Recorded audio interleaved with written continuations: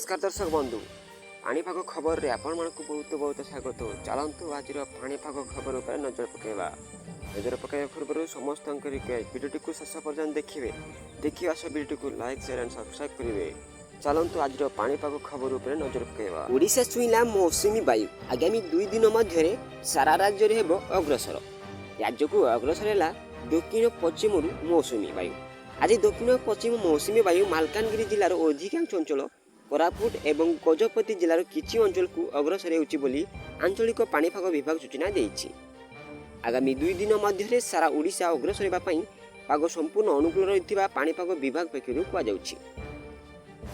खबर अनुसार मौसुमी अग्रसर पई पाग संपूर्ण अनुकूल थिबा पाणीपाग विभाग एक प्रकार सूचना देइथिला।